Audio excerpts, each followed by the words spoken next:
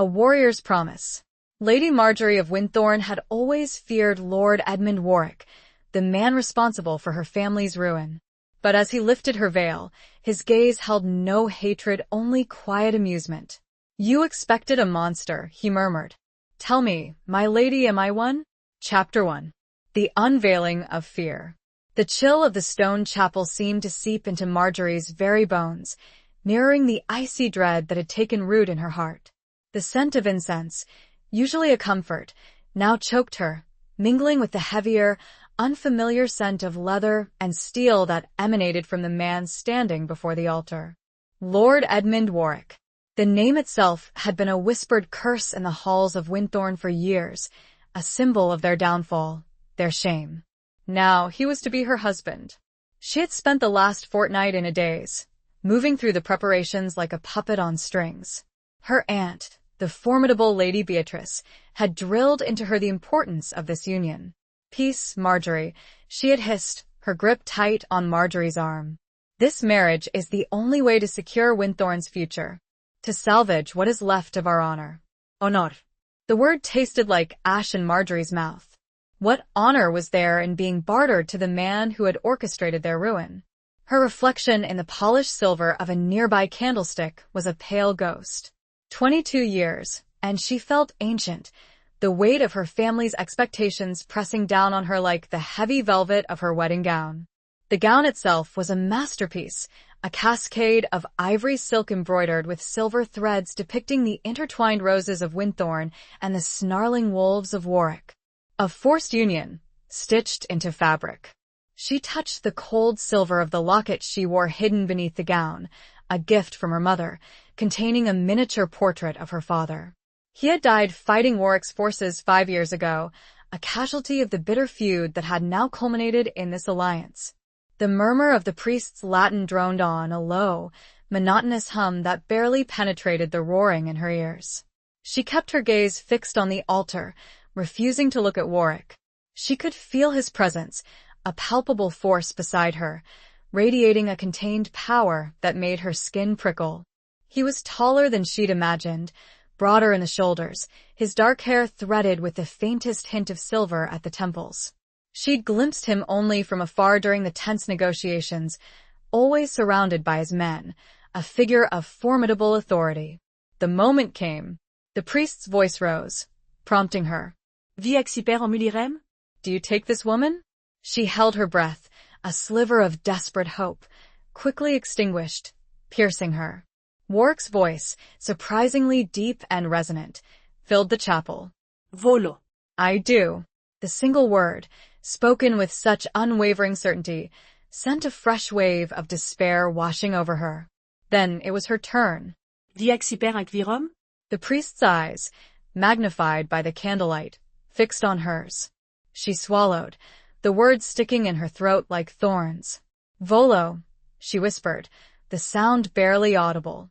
The rings were exchanged, cold metal against her trembling fingers. Warwick's hand, surprisingly warm, brushed hers, sending a jolt of something akin to fear through her. He did not squeeze, did not offer any pretense of comfort. It was a transaction, nothing more. And then, the moment she had dreaded most. The veil. It was a sheer, gossamer thing, embroidered with tiny pearls, yet it felt like a suffocating shroud. Warwick's hand reached out, his fingers brushing her cheek as he lifted the delicate fabric. For the first time their eyes met. She had expected to see hatred in his gaze, the cold satisfaction of a victor. But there was none. His eyes, a startling shade of gray-green, held a curious intensity, a hint of amusement. It was unnerving, more unsettling than outright animosity. He was studying her, dissecting her with that penetrating gaze, as if trying to decipher a particularly complex riddle. "You expected a monster," he murmured, his voice low, almost a whisper, meant only for her ears. The sound sent an unexpected shiver down her spine, not entirely unpleasant. It was the first truly personal interaction, breaking through the formality of the ceremony. "Tell me, my lady, am I one?" The question hung in the air, heavy with unspoken implications. Was he mocking her? Challenging her? Or was there a genuine question buried beneath the surface? She found herself unable to look away, caught in the magnetic pull of his gaze. The chapel, the priest, the assembled guests all faded into the background. There was only him, this enigmatic enemy-turned-husband, and the unsettling question that had just shattered the fragile composure she had so carefully maintained. Her heart hammered against her ribs. She wanted to retort, to fling his words back at him, to accuse him of all the pain he had caused her family. But the words wouldn't come. She was trapped, not only by the vows she had just taken, but by the sheer force of his presence. This close, she could see the fine lines etched around his eyes, the faint scar that traced his jawline, hidden beneath a neatly trimmed beard. He was not a young man, but neither was he old. There was a weariness in his face, a hint of something that might have been sadness, quickly masked. She forced herself to meet his gaze, her chin lifting in a defiant gesture that belied the turmoil within. "I do not know you, my lord," she finally said, her voice surprisingly steady. "But I know what you have done." A flicker of something respect crossed his features. He inclined his head slightly, a gesture of acknowledgement. "Indeed. And now, Lady Warwick, you are part of what I have done." He paused, his gaze sweeping over her, taking in the defiant tilt of her chin, the fear that she could not entirely conceal. "Welcome to King's Ferry." He offered not his arm, for this was not yet a true marriage, but a pact. He simply turned, his heavy cloak swirling around him, and began to walk down the aisle, expecting, she knew, that she would follow. And she did, each step echoing in the sudden silence of the chapel, the weight of her new name, her new life, pressing down on her with the force of a physical blow. She dared to steal a glance at her aunt, who offers a small, tight smile. It was a smile of victory, not comfort. Outside of the chapel, the weak afternoon sun was a pale ghost, and a shiver went over her, not for the winter chill, but rather a cold foreboding she could not shake. Chapter 2. Whispers of Winthorne. The journey to King's Ferry was a blur of gray skies, muddy roads, and the rhythmic clatter of horses' hooves. Marjorie sat stiffly in the enclosed carriage, the rich furs draped around her offering little warmth against the chill that had settled deep within her. She had barely spoken a word to Warwick since leaving the chapel. He had ridden ahead with his men, a dark, imposing figure on his warhorse, leaving her to the company of her two ladies-in-waiting, Alara and Bess. Alara, a plump, cheerful woman in her late 30s, had been with Marjorie since childhood. She was a constant source of comfort, her presence a familiar anchor in this sea of uncertainty. Bess, on the other hand, was younger, barely 16, and wide-eyed with a mixture of fear and excitement. She was a distant cousin, newly appointed to Marjorie's service, and clearly in awe of their new lord. "He is quite handsome, my lady," Bess whispered, her cheeks flushed. "Don't you think?" Marjorie gave a non-committal shrug. Handsome? Perhaps. But beauty was a deceptive mask, and she had learned to distrust outward appearances. She had seen the devastation wrought by Warwick's handsome soldiers, heard the cries of the villagers whose homes had been burned, felt the cold grip of fear that had become a constant companion since her father's death. Alara, ever perceptive, shot Bess a warning glance. "Hush, child. Lady Marjorie is weary." She turned to Marjorie, her expression softening with concern. "Are you well, my lady? You are pale." "I am well enough," Marjorie replied, forcing a smile. "Just tired." It was a lie, of course. She was far from well. The events of the day had left her feeling numb, drained of all emotion. She felt like a bird caught in a cage, its wings clipped, its spirit broken. The carriage lurched, throwing them against the cushioned seats. They had entered a dense forest, the trees towering above them, their branches skeletal against the pale sky. The air grew colder, carrying the scent of damp earth and pine needles. This was Warwick's land, a stark contrast to the rolling hills and fertile fields of Winthorne. It felt wilder, untamed, mirroring the man who ruled it. As the afternoon wore on, the whispers began. Not the whispers of her ladies, but the whispers of her own memories, the ghosts of Winthorne that haunted her waking hours. She saw her father's face, his kind eyes filled with a sadness she had not understood then. She heard her mother's gentle voice, singing a lullaby that had always soothed her fears. She remembered the laughter of her brother, Thomas, who had been just a boy when he had followed their father to war, never to return. These memories, once a source of comfort, now felt like shards of glass, piercing her heart. She had tried to bury them, to lock them away in the deepest recesses of her mind, but they refused to be silenced. They rose up, unbidden, reminding her of all that she had lost, all that Warwick had taken from her. The carriage finally emerged from the forest, and Marjorie caught her first glimpse of King's Ferry. It was not a beautiful castle, like the ones depicted in tapestries and songs. It was a fortress, a grim, imposing structure of gray stone that seemed to grow out of the rocky cliff face overlooking the turbulent sea. Its walls were thick and high, its towers bristling with defenses. It was a place built for war, not for comfort, a reflection of its master's character. As they approached the castle gates, Marjorie felt a growing sense of unease. This was not just a new home, it was enemy territory. She was surrounded by Warwick's people, his loyal subjects, who likely viewed her with suspicion, if not outright hostility. She was an outsider, a stranger, reminder of their lord's conquest. The gates creaked open, revealing a vast courtyard bustling with activity. Soldiers drilled with swords and spears, their movements sharp and precise. Stable hands tended to the horses, their voices rough and unfamiliar. Servants scurried about, carrying supplies, their faces etched with a mixture of weariness and fear. The air was thick with the smells of wood smoke, sweat, and horses. Warwick was waiting for her in the courtyard, dismounted, his cloak billowing in the wind. He watched as the carriage drew to a halt, his expression unreadable.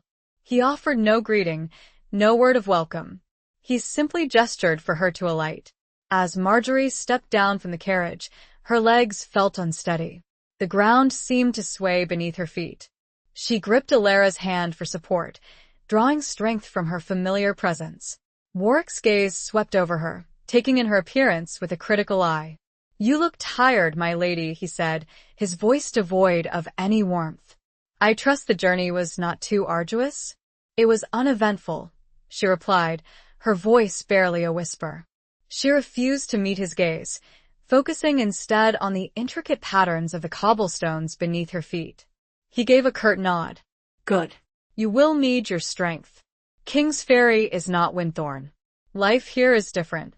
He paused, his gaze lingering on her face. "You will be expected to adapt." His words were not a threat, but a statement of fact. He was laying down the rules, setting the boundaries. She was no longer Lady Marjorie of Winthorne, a woman of some standing in her own right. She was Lady Warwick, his wife, his possession, subject to his will. She lifted her chin, forcing herself to meet his gaze. "I am not afraid of hard work, my lord," she said, her voice gaining strength. "I have learned to adapt to difficult circumstances." A flicker of surprise crossed his features, followed by a hint of admiration. It was gone so quickly, she might have imagined it. He turned away, gesturing towards the castle entrance. "Come. I will show you to your chambers." As she followed him, her footsteps echoing on the stone flags, Marjorie felt a renewed surge of defiance. She might be a prisoner in this fortress, but she would not be broken. She would survive. She would find a way to navigate this new, treacherous landscape, to protect herself, to preserve what was left of her spirit. The whispers of Winthorne might haunt her, but they would also give her strength. She would not forget who she was, where she came from. She would carry the memory of her family with her, a shield against the darkness that surrounded her.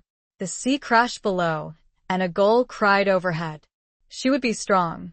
She had to be. Chapter 3. The Warwick Legacy. The chambers assigned to Marjorie were located in the West Tower, overlooking the sea. They were surprisingly spacious and well-appointed, a stark contrast to the austere exterior of the castle. The walls were hung with tapestries depicting hunting scenes and mythical beasts, the floors covered with thick rugs woven in rich colors. A large fireplace dominated one wall, a cheerful fire already burning brightly, casting a warm glow over the room. "These were my mother's chambers," Warwick said, his voice echoing slightly in the high-ceilinged room. He stood by the window, gazing out at the turbulent sea, his back to her. She loved the view. Marjorie said nothing, unsure how to respond. It was the first personal detail he had shared with her, a glimpse into his past, his family. She had not expected him to speak of his mother, to show any sign of vulnerability. He turned to face her, his expression still guarded. "She died when I was young. My father, he never recovered from her loss." He paused, his gaze shifting to the fireplace. "He became obsessed with expanding his power, securing his legacy. He taught me that strength was everything, that weakness was a sin." Marjorie listened in silence, her own memories of loss flooding back. She understood the pain of losing a parent, the void it left in one's life. But her father had not responded with bitterness and aggression. He had taught her compassion, resilience, the importance of family and loyalty. "Your father, he was a formidable opponent," Warwick continued, his voice softening slightly. "I respected him, even as I fought him."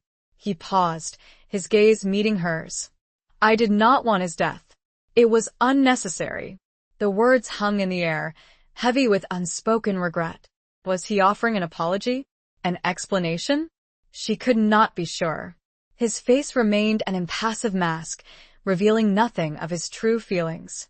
"War is always unnecessary," she said, her voice quiet but firm. "It brings only death and destruction." He gave a curt nod. "Indeed. But it is also inevitable. There will always be those who seek power, those who will fight for what they believe is theirs." He paused, his gaze sweeping over her. "And there will always be those who are caught in the middle." She understood his meaning. She was one of those caught in the middle, a pawn in the game of power between two warring families. She had been sacrificed to secure a fragile peace, a peace that might not last. "I will leave you to rest," Warwick said, breaking the silence. "Dinner will be served in the great hall at sunset. I expect you to be present." He turned to leave, then paused at the door. "One more thing, my lady. The people of Kingsferry, they are loyal to me. They will not tolerate any disloyalty from you." It was a warning, clear and unmistakable. She was to behave, to obey, to accept her new role without question. He was reminding her of her place, of the power he held over her. After he was gone, Marjorie sank onto the bed, the heavy velvet curtains drawn around it creating a small, enclosed world. She felt exhausted, both physically and emotionally. The weight of her new life pressed down on her, threatening to crush her. Alara and Bess entered the room, their faces filled with concern. "My lady, are you all right?" Alara asked, rushing to her side. "You look pale as death."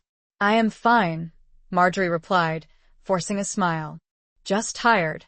She needed time to think, to process everything that had happened. She needed to find a way to survive in this new, hostile environment. She spent the rest of the afternoon exploring her chambers, trying to familiarize herself with her surroundings. There was a small, private chapel adjoining the bedroom, a welcome sanctuary where she could pray in peace. There was also a library, filled with books and scrolls, a testament to Warwick's mother's love of learning. As she ran her fingers over the spines of the books, she felt a flicker of hope. Perhaps this would not be such a terrible prison after all. Perhaps she could find solace in these books, in the stories they contained. Perhaps she could even find a way to connect with Warwick, to understand the man behind the mask of power. But as the sun began to set, casting long shadows across the room, she knew that she could not hide forever. She had to face her new reality, to attend the dinner in the great hall, to meet Warwick's people, to begin the charade of being his wife. She changed into a gown of deep blue velvet, the color of the twilight sky. She braided her hair, weaving in silver ribbons that matched the embroidery on her gown. She wore no jewelry, save for the locket hidden beneath her dress, a constant reminder of her family, her past. As she descended the winding staircase to the great hall, She could hear the sounds of laughter and conversation, the clatter of dishes and cutlery. The air was thick with the smells of roasted meat, spices, and wine. It was a world away from the quiet, somber meals she had shared with her aunt at Winthorne. She paused at the entrance to the hall, taking a deep breath to steady her nerves. This was her first test, her first opportunity to show Warwick and his people that she was not a frightened child, but a woman of strength and dignity. She would not cower. She would not show fear.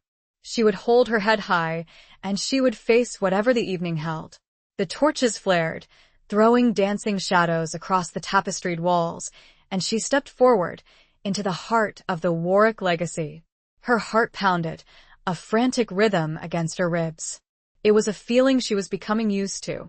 Chapter 4. A Banquet of Shadows. The great hall of King's Ferry was a cavernous space, its high ceiling lost in the shadows. Long wooden tables stretched the length of the room, laden with food and drink. A roaring fire blazed in the massive hearth at one end, casting a flickering light over the assembled company. The air was thick with the smells of roasted meat, spices, and sweat, a heady mixture that made Marjorie's stomach churn. Warwick sat at the head of the main table, his presence dominating the room. He was flanked by his closest advisors and knights, a formidable group of men with weathered faces and battle-hardened bodies. They were all dressed in rich fabrics, their swords and daggers gleaming in the firelight. As Marjorie entered the hall, a hush fell over the room. All eyes turned to her, scrutinizing her, judging her. She felt like a specimen under a microscope, her every movement, her every expression dissected and analyzed. She could feel the weight of their collective gaze, the unspoken questions, the suspicion, the hostility. Warwick rose from his seat, his gaze sweeping over her with a cool detachment. "My lady wife," he said, his voice carrying across the hall. "Welcome to King's Ferry." It was not a warm welcome, but a formal acknowledgement of her presence. He gestured to the empty seat beside him, the place of honor, the place that marked her as his wife, his property. As she walked towards the table, her footsteps echoing on the stone floor, she could feel the eyes of everyone in the hall following her. She kept her gaze fixed on Warwick, refusing to show any sign of weakness or fear. She would not give them the satisfaction of seeing her cower. She reached the table and took her seat, her back straight, her hands folded in her lap.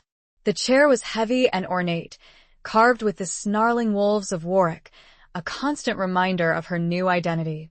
The meal began, a seemingly endless procession of dishes. Roasted boar, venison, pheasant, salmon, all served with elaborate sauces and spices. There were platters of bread, cheese, and fruit, and goblets of wine that were constantly refilled. Marjorie picked at her food, her appetite gone. The rich, heavy dishes were overwhelming, and the atmosphere in the hall was stifling. She could feel the tension in the air, the unspoken animosity towards her. Warwick ate with gusto, seemingly oblivious to the tension around him. He engaged in conversation with his men, their voices loud and boisterous. They spoke of war, of politics, of the latest skirmishes with neighboring lords. Marjorie listened in silence, trying to glean some understanding of the complex web of alliances and rivalries that governed this world. She noticed that Warwick's men treated him with a mixture of respect and fear. They obeyed his commands without question, their loyalty absolute. But there was also a wariness in their eyes, a sense that they were always on guard, never quite sure what to expect from their unpredictable lord. One man in particular caught Marjorie's attention. Sir Cian, a tall, powerfully built knight with a shock of red hair and a fierce, hawk-like gaze. He sat to Warwick's right, his hand never far from the hilt of his sword. He watched Marjorie with open hostility, his eyes narrowed, his mouth set in a grim line. He clearly did not trust her, and he made no attempt to hide it. "Sir Cian is my most trusted knight," Warwick said, noticing Marjorie's gaze. "He has been with me since I was a boy. He fought beside my father." He paused, his gaze shifting to Cian. "He is fiercely loyal, to a fault." The warning was clear. Sir Cian was not to be trifled with. He was Warwick's protector, his watchdog, and he would not hesitate to defend his lord against any perceived threat, including his new wife. The meal continued, the conversation flowing around Marjorie like a turbulent river. She felt isolated, alone, surrounded by strangers who viewed her as an enemy. She longed for the familiar comfort of Winthorne, for the company of her aunt and her ladies. As the evening wore on, the wine flowed freely, and the atmosphere in the hall grew more raucous. The men laughed louder, their voices slurred, their movements less coordinated. Marjorie felt increasingly uncomfortable, trapped in this sea of boisterous masculinity. Suddenly, a commotion erupted at the far end of the hall.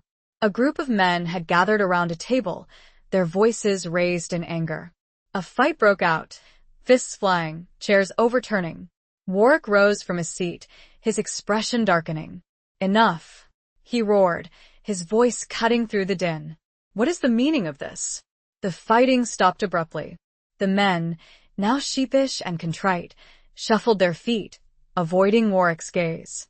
"They were arguing over a woman, my lord," one of the men mumbled. "A serving wench." Warwick's eyes narrowed. "A serving wench? You dare to disrupt my feast over a serving wench?" He turned to Sir Kean. "Take them to the dungeons. They will spend the night there to cool their tempers." Sir Kean nodded, his expression grim. He barked orders at his men, and the brawlers were quickly dragged away, their protests echoing in the hall. The incident had broken the festive mood. A silence fell over the room, the tension returning, thicker than before. Marjorie felt a chill run down her spine. This was a brutal world, a world where violence was commonplace, where even the smallest infraction could be met with swift and harsh punishment. Warwick resumed his seat, his gaze sweeping over the assembled company. "Let this be a lesson to you all," he said, his voice cold and hard. "I will not tolerate disorder in my hall. I expect obedience, loyalty, and respect. From everyone." His gaze lingered on Marjorie, a silent warning.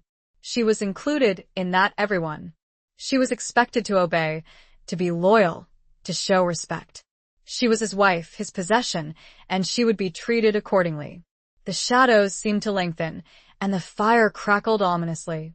She was beginning to understand the true meaning of fear. This banquet was not a celebration, but rather an introduction to the iron rule of her new husband. Chapter 5. The Falcon and the Dove. The days that followed settled into a monotonous routine, each one much like the last. Marjorie spent her mornings in prayer, seeking solace in the small chapel adjoining her chambers. The silence and the flickering candlelight offered a brief respite from the noise and bustle of the castle. She prayed for strength, for guidance, for the ability to endure this new life. Afternoons were devoted to overseeing the household, a task that Warwick had unexpectedly delegated to her. She had initially been surprised by this, assuming that he would keep her confined to her chambers, a silent, decorative presence. But he had explained, with a characteristic lack of warmth, that he had no interest in managing the domestic affairs of the castle. "That is a woman's domain," he had said, dismissing the matter with a wave of his hand. Marjorie soon discovered that running a household the size of King's Ferry was a daunting task. There were dozens of servants to manage, supplies to order, meals to plan, disputes to settle. The castle was a self-contained world, a microcosm of the larger feudal society, with its own complex hierarchy and intricate rules. She approached the task with a methodical efficiency, drawing on the skills she had learned from her mother and aunt. She was a quick learner, and she soon gained the respect of the castle staff, even those who had initially been wary of her. They saw that she was fair, that she treated them with respect, that she was not afraid of hard work. Evenings were the most difficult. She was expected to dine with Warwick in the great hall, to endure the scrutiny of his men, to participate in the often boisterous conversations that revolved around war and politics. She felt like a dove among falcons, a fragile creature surrounded by predators. Warwick himself remained an enigma. He treated her with a cool courtesy, a formal politeness that kept her at a distance. He never spoke of their marriage, of their future, of anything personal. He seemed to exist in a world of his own, a world of power and responsibility, a world that she could not penetrate. One evening, as they sat at the high table, Warwick surprised her by asking about her family. "Tell me about Winthorne," he said, his gaze fixed on her. What was it like to grow up there? It was the first time he had shown any genuine interest in her past. She hesitated, unsure how to respond. She did not want to reveal too much, to make herself vulnerable. But she also did not want to appear evasive or uncooperative. It was peaceful, she finally said, choosing her words carefully. "We had rolling hills, fertile fields, a river that flowed through the valley. It was a beautiful place." "And your family?" he prompted. "You had a brother, I believe?" She felt a pang of sadness at the mention of Thomas. "Yes. He was younger than me. He died in the war." Warwick nodded, his expression softening slightly. "I am sorry," he said. "War takes a toll on everyone." It was a rare moment of empathy, a glimpse of the man behind the warrior. She found herself warming to him, just a little. "My father, he taught me to ride, to hunt, to fish," she continued, her voice gaining strength.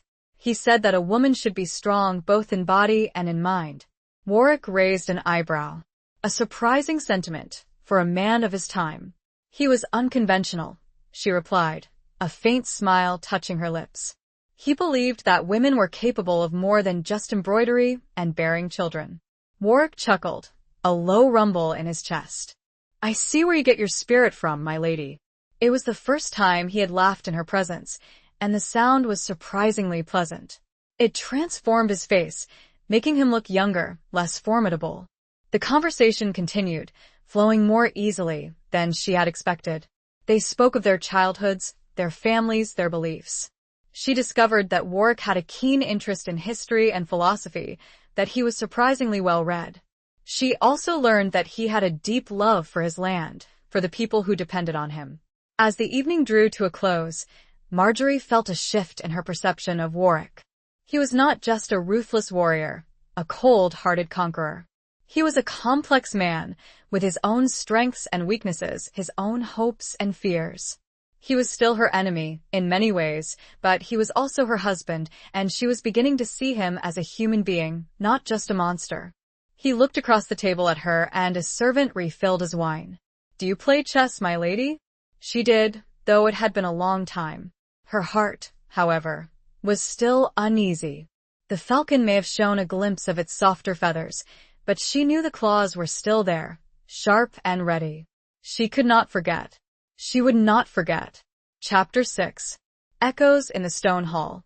The invitation to play chess had been unexpected, a further crack in the stoic facade Lord Warwick presented to the world. Marjorie found herself agreeing, a mixture of curiosity and trepidation swirling within her. She had played often with her father, the ivory pieces a comforting weight in her hands, the strategic battles a welcome distraction from the looming shadow of the war. The following evening, a chessboard was set up in a smaller, more intimate solar off the main hall. A fire crackled merrily in the hearth, casting dancing shadows on the tapestry-lined walls. The room was a haven from the constant activity of the castle, a place where, perhaps, a different kind of conversation could unfold. Warwick was already seated when she arrived, his gaze fixed on the chessboard, his expression thoughtful. He looked less imposing in this setting, the firelight softening the harsh lines of his face. He was dressed in a dark velvet doublet, without the ever-present sword at his side. "You are prompt, my lady," he said, a hint of a smile playing on his lips. "I appreciate punctuality." "As I appreciate honesty, my lord," she replied, taking her seat opposite him. "Though I confess, I am surprised by this invitation." He gestured towards the chessboard. Chess is a game of strategy, of patience, of anticipating your opponent's moves. It is a game that reveals much about a person's character. He paused, his gaze meeting hers. "I wish to know you better, Lady Warwick. To understand the woman I have married." The statement hung in the air, heavy with unspoken implications. He was not merely seeking entertainment, he was seeking information, seeking to understand the mind of the woman who was now bound to him. The game began, the silence punctuated only by the click of the ivory pieces on the wooden board. Marjorie played cautiously at first, testing Warwick's defenses, trying to gauge his style. He was a bold player, aggressive, willing to take risks. She, on the other hand, was more defensive, preferring to build a solid foundation before launching an attack. As the game progressed, a subtle tension developed between them, a silent battle of wills. Their eyes met across the board, their gazes locking, their thoughts hidden. It was a different kind of intimacy, a connection forged not through words, but through the strategic dance of the game. "You play well, my lady," Warwick said, after she had successfully blocked one of his attacks. "Your father taught you well." "He did," she replied, her fingers hovering over her queen. "He said that chess was a metaphor for life. That one must always think several steps ahead, anticipate the consequences of one's actions." Warwick nodded, his gaze thoughtful. "A wise man. And a formidable opponent." He paused. "I regret his loss, as I regret the loss of your brother." It was the second time he had expressed remorse for the deaths of her family members. She wondered if it was genuine, or merely a calculated attempt to gain her trust. "War leaves scars on everyone," she said, her voice quiet. "Both the victors and the vanquished." "Indeed," he replied. "And some scars are deeper than others." He looked away, his gaze fixed on the fire, his expression shadowed. She sensed a darkness within him, a pain that he kept carefully hidden. The game continued, the tension between them mounting. Marjorie found herself drawn to Warwick, despite herself. She admired his intelligence, his strategic mind, his ability to command respect. She also sensed a vulnerability beneath his hard exterior, a loneliness that resonated with her own. She made a bold move, sacrificing a bishop to open up his king's defenses. Warwick looked surprised, then a slow smile spread across his face. "Well played, my lady," he said. "You are full of surprises." The game ended shortly thereafter, with Marjorie checkmating Warwick's king. It was a victory, but a bittersweet one. She had defeated him, but she had also seen a glimpse of the man behind the warrior, a man capable of both ruthlessness and compassion. Warwick leaned back in his chair, his gaze studying her. "You are a formidable opponent, Lady Warwick," he said. "I underestimated you." "And you, my lord, are not what I expected," she replied, her voice soft. He raised an eyebrow. "And what did you expect?" "A monster," she said, the word escaping her lips before she could stop it. He chuckled, a low rumble in his chest. "And am I?" She hesitated, then shook her head. "No. You are complicated." He smiled, a genuine smile that reached his eyes. "As are you, my lady. As are you." He rose from his chair. The game concluded, the unspoken questions still lingering in the air. He reached and took her hand, surprising her. It was warm, firm. Perhaps we are not so different after all." He held her hand for a moment longer, then he was gone. She sat there for a while, staring at the empty board, before rising and heading back to her chamber. The echoes of the game, the feel of his hand, lingered. She had won the game, but something told her the true battle was only just beginning. Chapter 7. The Price of Peace. News arrived from the north, carried by a weary messenger who collapsed in the courtyard, his horse lathered and exhausted. The message was brief, stark, and chilling. Lord Gareth of Blackwood, a long-standing rival of Warwick's, had broken the truce and was raiding villages along the border. The castle was thrown into a frenzy of activity. Soldiers sharpened their swords, armorers hammered out dents in breastplates, scouts were dispatched to assess the situation. The air was thick with tension, with the anticipation of war. Marjorie found herself caught up in the whirlwind, her own anxieties overshadowed by the larger threat. She had never experienced a full-scale war, only the aftermath, the grief and the loss. The prospect of King's Ferry being besieged, of the violence and bloodshed that would inevitably follow, filled her with dread. Warwick was a whirlwind of controlled fury. He barked orders, reviewed plans, interrogated the messenger for every detail. He was a different man in this setting, a warrior in his element, his focus absolute, his demeanor ruthless. He summoned Marjorie to his war room, a stark chamber filled with maps, weapons, and grim-faced men. She was the only woman present, and she felt acutely aware of her outsider status. "Blackwood is testing us," Warwick said, his voice clipped, his gaze fixed on a map of the region. "He thinks I am weakened, distracted by other matters." His gaze flickered to Marjorie for a brief second, a silent acknowledgement of their marriage, of the fragile peace it represented. "What will you do?" she asked, her voice barely a whisper. "I will respond with force," he replied, his voice cold and hard. "I will show him that I am not to be trifled with. I will crush his rebellion before it can gain momentum." She understood the need for a strong response, but she also feared the consequences. War was a brutal game, and there were always innocent victims. "There will be bloodshed," she said, her voice trembling slightly. "Lives will be lost." Warwick's gaze softened, just a fraction. "War is always costly, my lady," he said. "But sometimes it is necessary. Sometimes it is the only way to protect what is yours." He was speaking not just of his land, but of his people, of his legacy. He was a protector, a guardian, and he would do whatever it took to defend his domain. He turned to his men. "Prepare to ride at dawn. We will meet Blackwood on the field of battle. We will show him the price of his treachery." The men responded with a roar of approval, their eagerness for battle palpable.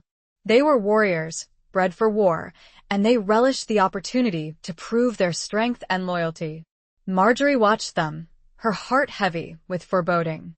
She knew that many of these men would not return, that they would die in the service of their lord. She also knew that Warwick would lead them from the front, that he would risk his own life to protect his people. As the meeting dispersed, Warwick turned to Marjorie, his expression grave. "You will remain here, at King's Ferry," he said. "It is the safest place for you." She nodded, her throat tight with emotion. She wanted to protest, to beg him to stay, but she knew it was futile. He was a warrior, and he would not shirk his duty. "Be careful, my lord," she whispered, the words barely audible. He looked at her, his gaze intense. "I will return, my lady," he said. "I have a wife to come home to." It was the first time he had acknowledged their marriage in such a personal way, the first time he had spoken of her as someone he cared for, someone he would fight to protect. He reached out and touched her cheek, his fingers surprisingly gentle. "Do not fear," he said. "I will not let Blackwood harm you." Then he was gone, striding out of the room, his cloak billowing behind him, his men following in his wake.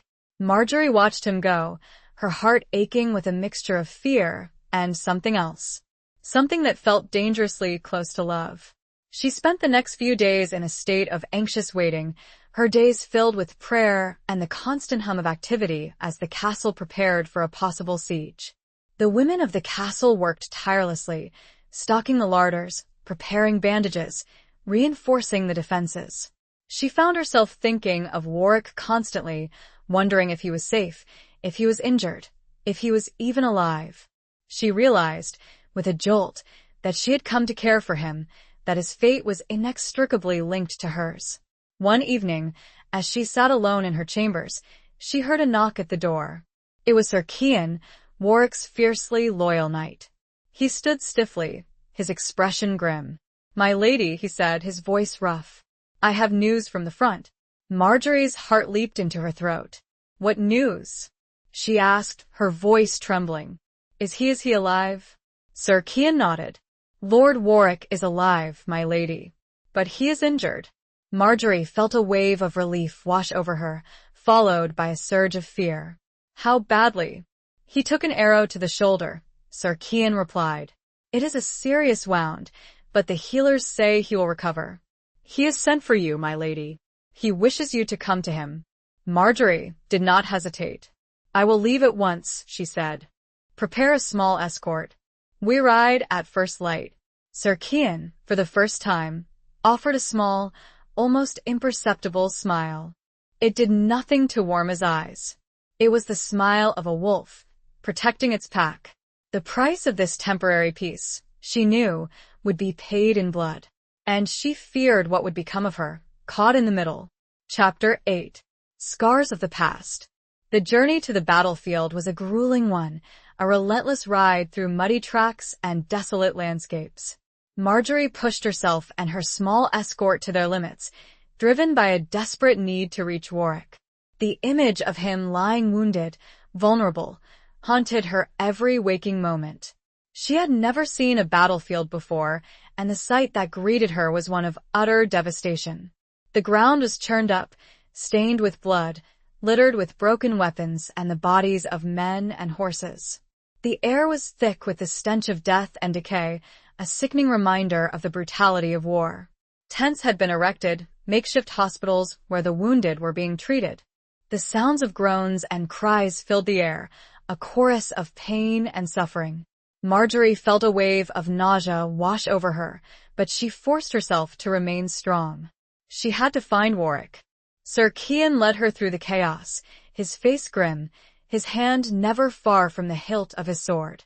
He seemed to know his way around, navigating the maze of tents and wounded men with a practiced ease. Finally, they reached a larger tent, marked with Warwick's banner, the snarling wolf.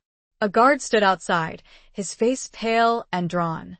He nodded to Sir Cian and they entered. The tent was dimly lit, the air thick with the smell of herbs and blood.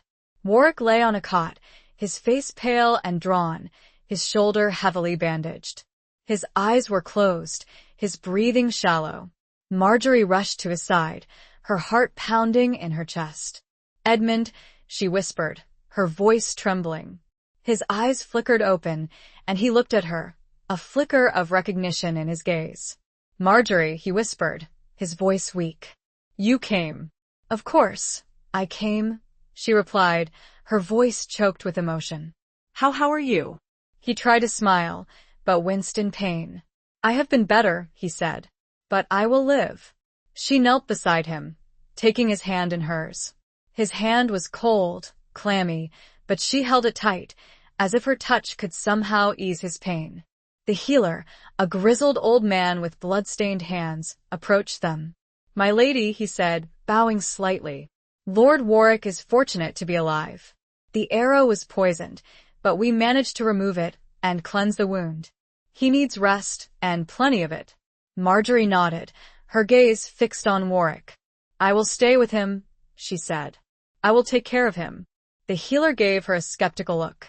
"My lady, you are not trained in—" "I may not be trained as a healer," she interrupted, "but I have tended to wounds before. And I am his wife. I will not leave his side." The healer hesitated, then nodded. "As you wish, my lady. But I will be close by, should you need me." He left, and Marjorie turned her attention back to Warwick. She sat beside him, holding his hand, watching over him as he drifted in and out of consciousness. As the hours passed, she began to learn more about his injuries, about the battle. Sir Cian, ever vigilant, filled her in on the details. Warwick had led the charge, as always, fearless and determined. He had fought bravely, cutting down his enemies with his sword. But he had been outnumbered, surrounded, and an enemy archer had found his mark. "He is a fool," Sir Cian said, his voice gruff. "He risks his life too easily." But there was admiration in his voice, a deep respect for his lord's courage and leadership. As night fell, Marjorie remained by Warwick's side, refusing to leave him even for a moment. She bathed his fevered brow, spoon-fed him broth, whispered words of comfort. At one point, he woke up, his eyes clear and focused. "Marjorie," he said, his voice stronger now, "tell me, why did you come?" She looked at him, her heart aching with a mixture of emotions. "Because you are my husband," she said. "Because I care for you." It was the truth, a truth she had only recently admitted to herself. She had come to care for this man, this warrior, this enemy-turned-husband. He smiled, a weak but genuine smile. "I am glad you came," he said. I feared I would die alone." He reached out and touched her face, his fingers tracing the line of her cheek. "You are beautiful, Marjorie," he whispered, "and brave. You are a true lady of Winthorn." It was the first time he had complimented her, the first time he had spoken of her with such tenderness. It brought tears to her eyes. He drifted back to sleep, and Marjorie remained by his side, watching over him. As she looked at his sleeping face, she saw the scars, not just the fresh wound on his shoulder, but the older scars, the lines etched around his eyes, the weariness in his gaze. She saw the scars of war, the scars of loss, the scars of a life lived on the edge of a sword. She realized that he was not just a warrior, but a man who had suffered, who had loved, who had lost. She saw the vulnerability beneath the hard exterior, the loneliness that mirrored her own. She saw the man she was beginning to love. As he slept, she gently brushed a stray lock of hair from his forehead. The camp was quiet, save for the crackle of a nearby fire and the low moans of the wounded. She was exhausted, but she would not sleep. Not yet. He needed her, and for the first time, she realized she needed him too. Chapter 9. A Dance of Deception. Warwick's recovery was slow but steady. Marjorie remained by his side, tending to his wounds, overseeing his care, offering a quiet strength that surprised even herself. She discovered a resilience within her she hadn't known existed, a capacity for compassion that transcended the boundaries of their forced union. As he regained his strength, their conversations deepened. They spoke of their families, their childhoods, their hopes and fears. Marjorie learned of Warwick's mother, a gentle woman who had loved music and poetry, a stark contrast to his warrior father. She learned of his loneliness, his sense of duty, the burden of leadership he had carried since he was a young man. Warwick, in turn, learned of Marjorie's love for Winthorne, her close relationship with her father, the pain of losing her brother. He listened patiently, his gaze intense, his presence a comforting anchor in the midst of the chaos of the war camp. One evening, as they sat by a small fire in his tent, Warwick surprised her with a question. "Do you regret our marriage, Marjorie?" he asked, his voice low, his eyes searching hers. It was a question she had asked herself many times. She hesitated, unsure how to respond. She did not want to lie, but she also did not want to hurt him. I did at first, she finally admitted. It was a forced union, a marriage born of necessity, not of love. He nodded, his expression unreadable. And now? She looked at him, her gaze meeting his. Now I am not so sure. I have come to know you, Edmund, to see the man behind the warrior. And I have come to respect you, to care for you. It was the truth, a truth she could no longer deny. She had come to care for this man, this enemy-turned-husband. He reached out and took her hand, his fingers intertwining with hers. I, too, have come to care for you, Marjorie, he said. You have shown me kindness, compassion, strength. You have softened me. It was a rare admission of vulnerability, a glimpse of the man beneath the armor. She felt a warmth spread through her, a feeling of connection, of intimacy. But even as their relationship deepened, a shadow of unease lingered. Marjorie knew that their marriage was still a political alliance, a fragile truce between two warring families. She knew that there were those who opposed their union, those who would seek to undermine it. One such person was Sir Cian, Warwick's fiercely loyal knight. He had never trusted Marjorie, and he made no attempt to hide his animosity. He watched her constantly, his eyes narrowed, his mouth set in a grim line. She sensed his disapproval, his suspicion, and it made her uncomfortable. One day, as she was walking through the camp, she overheard a conversation between Sir Cian and another knight. They were speaking of her, their voices low and conspiratorial. She is a spy, Sir Cian said, his voice harsh. I am sure of it. She is gathering information, waiting for an opportunity to betray us. The other knight hesitated. But Lord Warwick trusts her. He has grown fond of her. He is blinded by her beauty, Sir Cian retorted. He does not see the danger. She is a Winthorne, and a Winthorne cannot be trusted. Marjorie's heart pounded in her chest.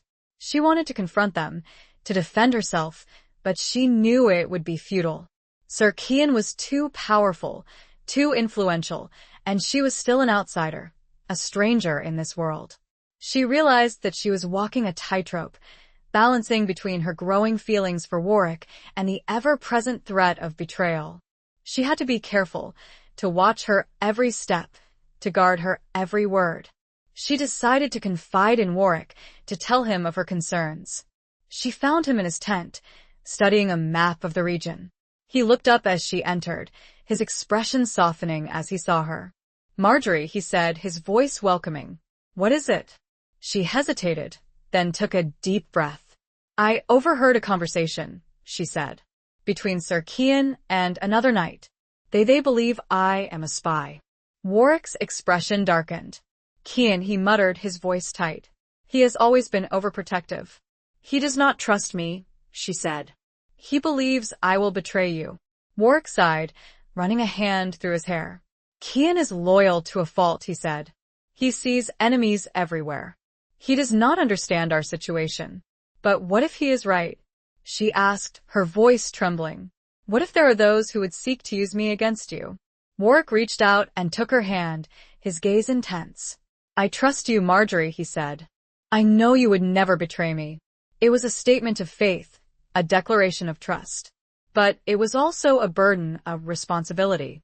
She had to prove him right, to show him that his trust was not misplaced. She knew she had to expose any genuine threats, not just to save herself, but to save him. It was a delicate dance, and one wrong step could mean disaster. The fire crackled, and outside, the sounds of the camp continued, a constant reminder of the precarious situation they were both in. Chapter 10. The Serpent's Kiss. The victory over Lord Gareth of Blackwood was swift and decisive, but it came at a cost. Warwick, though recovered from his arrow wound, was weary, his spirit burdened by the losses sustained. The battlefield was cleared, the dead buried, and the wounded tended to. Preparations were made to return to Kingsferry. Marjorie found herself increasingly drawn into the intricacies of court politics. She had proven herself a capable administrator, her sharp mind and even temperament earning the respect of even the most skeptical of Warwick's advisors. But she was also aware of the undercurrents of suspicion, the whispers that followed her, the ever-present shadow of Sir Cian's distrust. She had discovered, quite by accident, a hidden passage behind a tapestry in her chambers, a narrow, winding staircase that led to a small, secret room. It was a place where she could escape the scrutiny of the court, a place where she could think, where she could be herself. She began to use the room to gather information, to listen to conversations, to piece together the complex web of alliances and rivalries that surrounded Warwick. She learned of secret plots, of hidden betrayals, of ambitious lords who sought to expand their power at Warwick's expense. One name kept recurring in these whispers: Lord Alaric of Northwood, a powerful and influential nobleman who had long been a rival of Warwick's. Alaric was known for his cunning, his ruthlessness, and his ambition. He was a dangerous enemy, and Marjorie sensed that he was somehow involved in the recent uprising. She decided to investigate further, using her position as Warwick's wife to gain access to information. She subtly questioned the servants, the guards, the visiting dignitaries, piecing together fragments of conversation, observing their reactions, noting their silences. She discovered that Alaric had been secretly supplying Blackwood with weapons and supplies, that he had encouraged the rebellion, hoping to weaken Warwick and seize his lands. She also learned that Alaric had a network of spies within Kingsferry, informants who kept him abreast of everything that happened within the castle walls. The realization that there were traitors within Kingsferry sent a chill down her spine. She knew that she had to expose them, to warn Warwick, but she also knew that she had to be careful. One wrong move could put her life in danger. She decided to confide in Alara, her loyal lady-in-waiting. Alara was trustworthy, discreet, and she had a sharp eye for detail. Marjorie swore her to secrecy, and together, they began to unravel the conspiracy. They discovered that one of Warwick's closest advisors, Lord Benedict, was in league with Alaric. Benedict was a smooth-talking, charming man who had always seemed utterly loyal to Warwick. It was a shocking revelation, a betrayal that cut deep. Marjorie knew that she had to present Warwick with irrefutable proof of Benedict's treachery. She could not simply accuse him, not without evidence. She needed to find something concrete, something that would convince Warwick beyond a shadow of a doubt. She and Alara searched Benedict's chambers carefully, meticulously, while he was away attending a council meeting.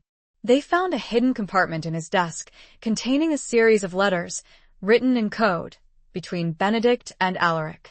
The letters detailed their plans to overthrow Warwick, to seize his lands, to divide his kingdom between them. It was the proof Marjorie needed. She took the letters to Warwick, her heart pounding in her chest. She found him in his study, poring over a map of the region. He looked up as she entered, his expression concerned. "Marjorie," he said. "What is it? You look pale." She handed him the letters, her hand trembling. "Read these," she said. "They are proof of a betrayal." Warwick took the letters, his gaze narrowing as he scanned them. His expression darkened, his jaw clenched. He read them again, slowly, carefully, his anger building with each passing word. When he had finished, he looked up at Marjorie, his eyes blazing. "Benedict," he muttered, his voice tight with fury. "I trusted him. I considered him a friend." "He is a traitor," Marjorie said. "He has been plotting against you with Alaric of Northwood." Warwick slammed his fist on the desk, his anger exploding. "I will see him hanged," he roared. "I will make an example of him. No one betrays me and lives." He summoned his guards, his voice booming through the castle. "Arrest Lord Benedict," he ordered. "Bring him to me in chains." The guards rushed to obey, their footsteps echoing on the stone floors. Marjorie watched them go, her heart heavy with a mixture of relief and dread. She had exposed the traitor, but she had also unleashed Warwick's wrath, and she knew that the consequences would be brutal. Benedict was dragged before Warwick, his face pale and drawn, his eyes wide with fear. He denied the accusations, protesting his innocence, but the letters were irrefutable proof of his guilt. Warwick looked at him, his gaze cold and hard. "You have betrayed my trust," he said. "You have plotted against me. You deserve to die." Benedict fell to his knees, begging for mercy, but Warwick was unmoved. He ordered him taken to the dungeons, to await his execution. A serpent had been unmasked, right in their midst. But the kiss of treachery, Marjorie knew, was a poison that could linger. She could only hope that this act would be enough to secure their safety. The air in the study was thick with tension, and outside, a storm was brewing, mirroring the turmoil within the castle walls. Chapter 11. Beneath a Moonlit Sky. The execution of Lord Benedict was a swift and brutal affair, a public spectacle designed to send a clear message to any who would dare to betray Lord Warwick. Marjorie witnessed it from a distance, her stomach churning, her heart heavy with a mixture of revulsion and grim satisfaction. She had exposed the traitor, but the price of justice was a life, and the sight of the severed head, displayed on a pike above the castle gates, was a stark reminder of the brutal reality of their world. The atmosphere in King's Ferry was tense, the air thick with suspicion and fear. Warwick was withdrawn, his anger a simmering presence that kept everyone on edge. He trusted no one, his gaze constantly scanning his court, searching for any sign of further betrayal. Marjorie found herself increasingly isolated, her position as Warwick's wife both a shield and a target. She knew that she was still under suspicion, that Sir Cian's distrust had not diminished, that there were likely others who whispered behind her back, questioning her loyalty. One evening, she sought refuge in the small, secret room she had discovered, the hidden passage behind the tapestry in her chambers offering a welcome escape from the oppressive atmosphere of the castle. She sat by the narrow window, gazing out at the moonlit sky, her thoughts a jumble of anxieties and uncertainties. She heard a noise behind her, the faint creak of the hidden door. She turned, her heart pounding, expecting to see Alara, her loyal lady-in-waiting. But it was Warwick who stood in the doorway, his expression unreadable. "I saw you come in here," he said, his voice low. "What is this place?" She hesitated, unsure whether to reveal her secret. But she knew that she could not lie to him, not now. "It is a secret room," she said. "I found it by accident. It is a place where I can escape." He stepped inside, his gaze sweeping over the small, sparsely furnished chamber. "Escape from what?" he asked. "From the whispers," she replied. "From the suspicion. from the fear. He nodded, his expression softening slightly. "I know," he said. "It has been difficult. Since Benedict's betrayal, I have trusted no one."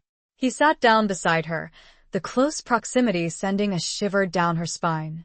He was so close, she could feel the warmth of his body, smell the faint scent of leather and steel that always clung to him. "Do you trust me, Edmund?" she asked, her voice barely a whisper. He looked at her, his gaze intense. "I want to," he said. "I need to. But it is hard." He reached out and took her hand, his fingers intertwining with hers.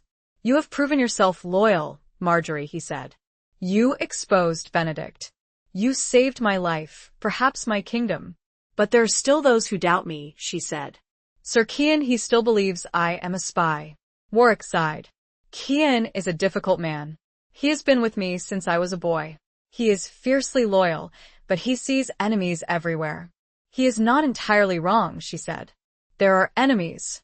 Alaric of Northwood, he is still out there, plotting." Warwick nodded. "I know. "And I will deal with him. But not yet.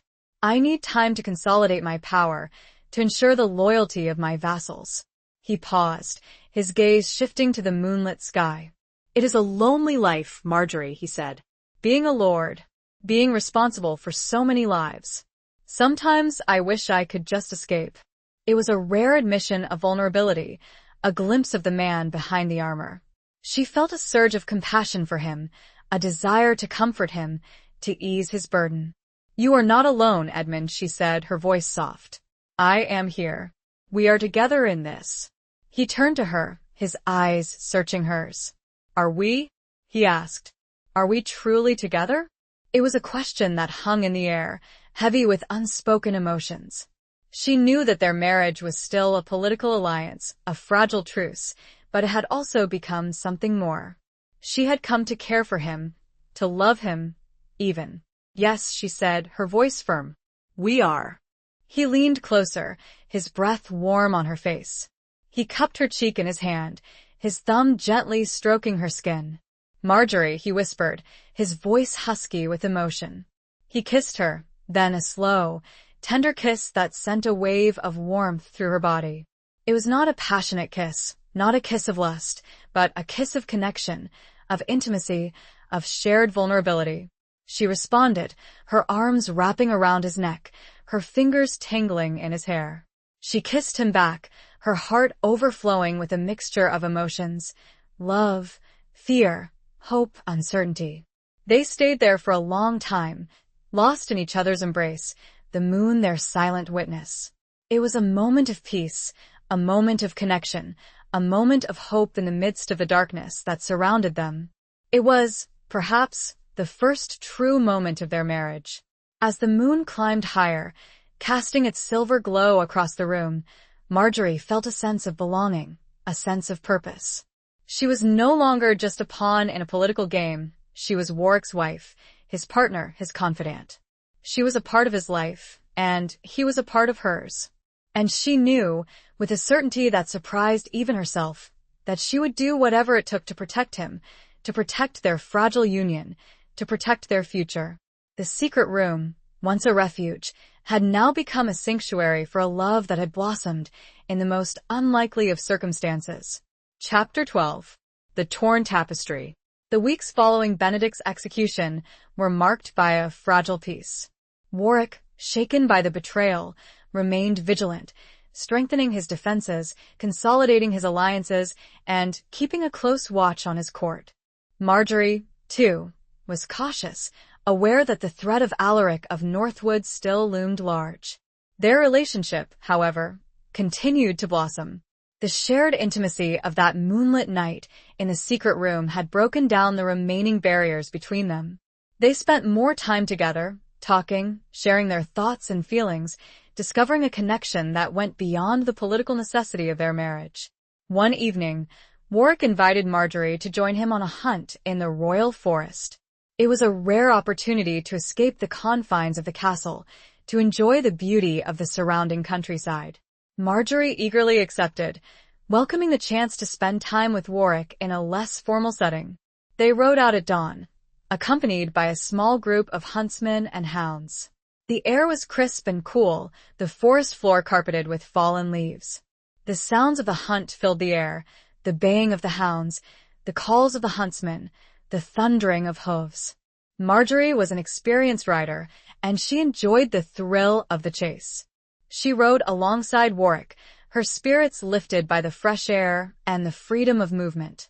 They talked and laughed, their conversation easy and natural, their shared passion for the hunt forging a new bond between them. As they rode deeper into the forest, Warwick pointed out various landmarks, telling her stories of his childhood, of his father, of his love for this land. She listened intently, fascinated by his tales, by the glimpses of the man behind the warrior. They stopped for a midday meal by a clear, rushing stream. The huntsmen built a fire, and they ate roasted meat and bread, washed down with cool water from the stream. It was a simple meal, but it tasted delicious, enhanced by the fresh air and the company. As they were eating, Warwick noticed a tear in one of the tapestries that had been brought along to provide seating.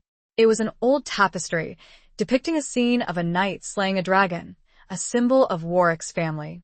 "This tapestry has been in my family for generations," he said, his voice tinged with regret. "It is a shame to see it damaged." Marjorie examined the tear, her fingers tracing the intricate stitching. "It can be mended," she said. "I am skilled with a needle. I can repair it for you." Warwick looked surprised. "You would do that?" he asked. "Of course," she replied. "It is a beautiful piece of work. It deserves to be preserved." He smiled, a genuine smile that reached his eyes. "Thank you, Marjorie," he said. "That would mean a great deal to me." It was a small gesture, but it was significant. It was a sign of his trust, of his growing affection for her. He was allowing her to touch a piece of his family history, to become a part of his legacy. They returned to the castle late in the afternoon, tired but exhilarated. The hunt had been a success, not just in terms of the game they had taken, but in terms of the bond it had forged between them. That evening, Marjorie began to repair the tapestry. She worked by candlelight in her chambers, her fingers moving deftly, carefully stitching the torn fabric back together. It was a painstaking task, but she found it soothing, therapeutic. It was a way of connecting with Warwick, of honoring his family history, of making her own mark on his world. As she worked, she thought about the tapestry, about the symbolism of the knight slaying the dragon. It was a metaphor for their own lives, for the battles they had fought, for the challenges they had overcome. She was the knight, perhaps, and Warwick the wounded dragon, both of them marked in different ways. She realized that their marriage was like the torn tapestry. It had been damaged, ripped apart by war and betrayal, but it could be mended. It could be made whole again, stronger and more beautiful than before. She finished the repair late into the night, her eyes tired but her heart full. She held up the tapestry, admiring her handiwork. The tear was barely visible, the stitching seamless. The knight stood proudly, his sword raised, the dragon vanquished at his feet. She knew that their journey was far from over, that there would be more challenges ahead, more battles to fight. But she also knew that they would face them together as a team, as husband and wife. The torn tapestry was whole again, and so, she hoped, was their marriage. She folded it carefully, a symbol of a restored bond. Outside, the wind howled, but inside, within her own heart, there was a fragile, growing sense of calm. Chapter 13. A Knight's Confession. The mended tapestry became a symbol of their strengthening bond, a tangible representation of the healing that was taking place between them. Warwick had it hung in his private study, a place where he spent much of his time, a constant reminder of Marjorie's skill, her dedication, and her growing place in his life. Their days settled into a comfortable rhythm. Marjorie continued to oversee the household, her efficiency and fairness earning the respect of the castle staff. She also spent more time with Warwick, sharing meals, taking walks in the gardens, engaging in conversations that ranged from the mundane to the profound.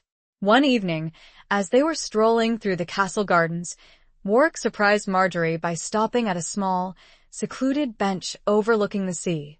The sun was setting, casting a golden glow over the water, the air filled with the scent of roses and salt spray. "There is something I wish to tell you, Marjorie," he said, his voice serious, his gaze fixed on the horizon.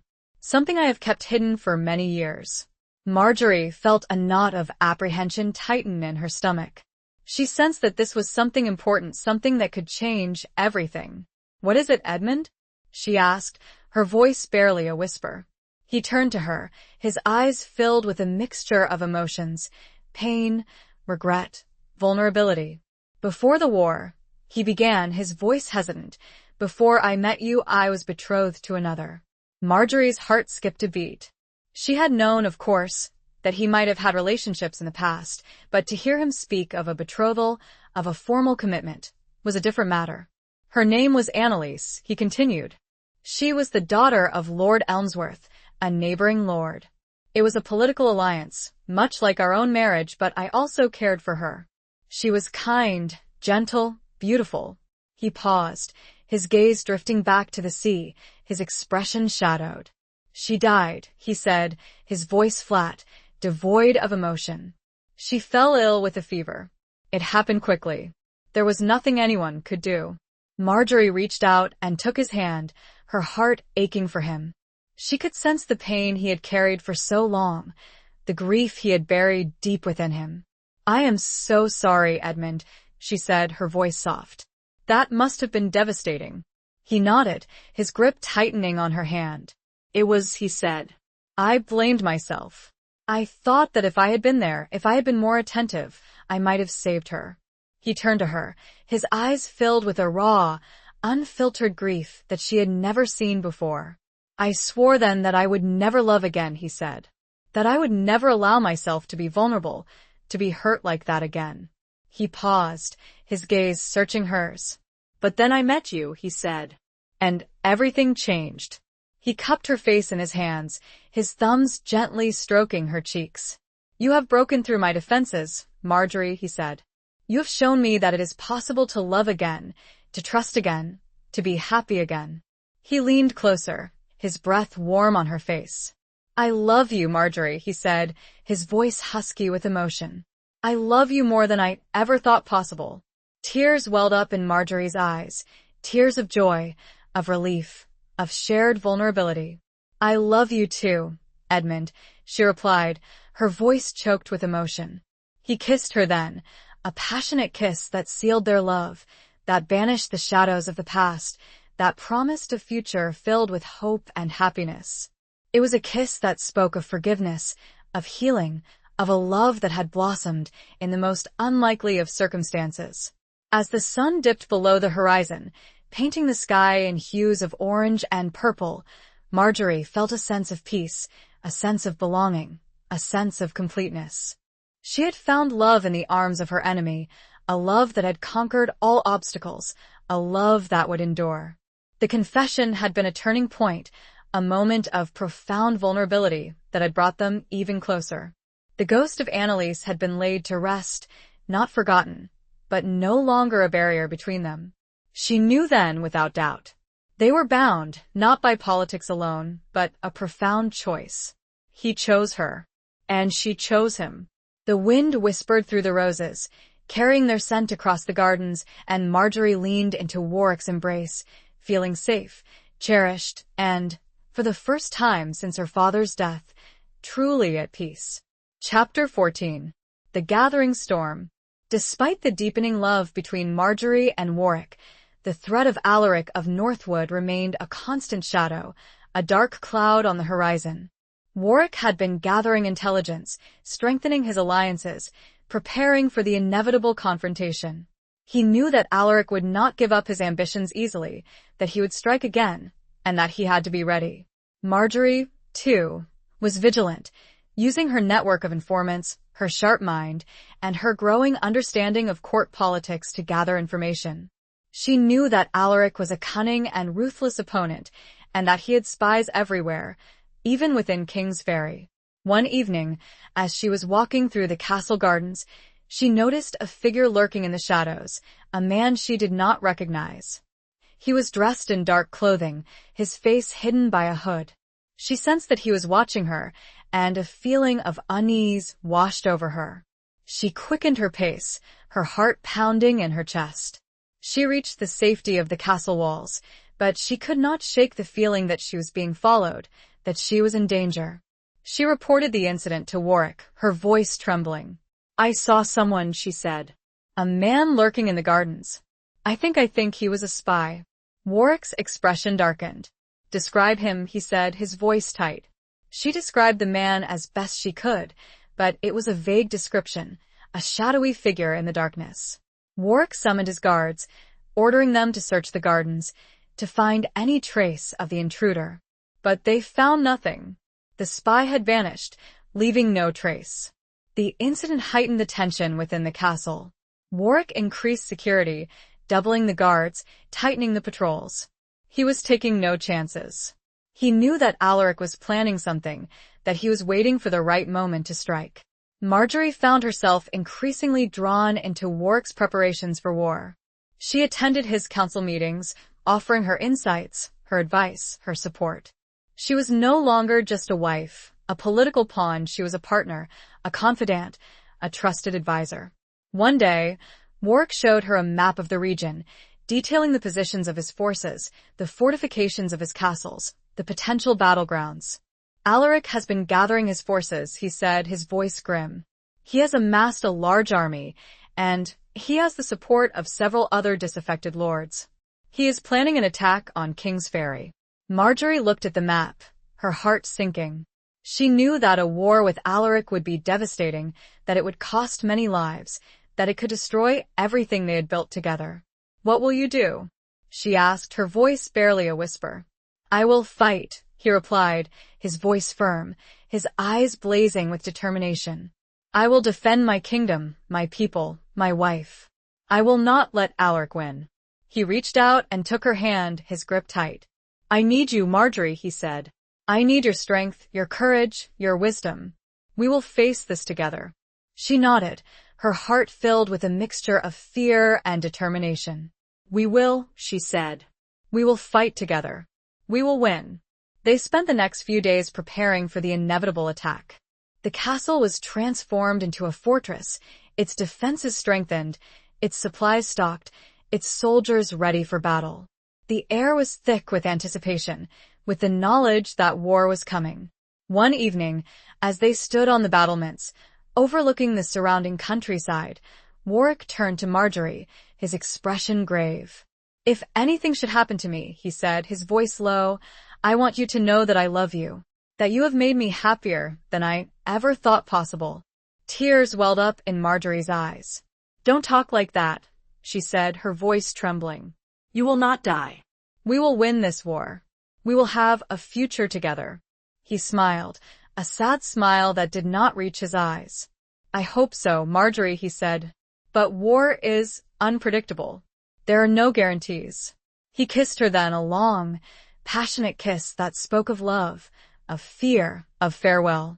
It was a kiss that sealed their bond, that promised a future, even if that future was uncertain.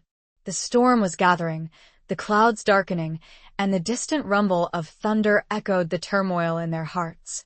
They stood together, silhouetted against the darkening sky, ready to face whatever the future held, their love a beacon of hope in the encroaching darkness. Chapter 15. Flames of Rebellion. The attack came at dawn, a sudden, brutal assault on the eastern walls of King's Ferry. The sound of war horns shattered the morning stillness, followed by the clash of steel, the screams of men, the roar of flames. Alaric of Northwood had launched his rebellion. Marjorie awoke to the chaos, her heart pounding in her chest. She rushed to the window, her eyes widening in horror at the sight that greeted her. The eastern walls were ablaze, the sky filled with smoke, the air thick with the stench of burning wood and flesh.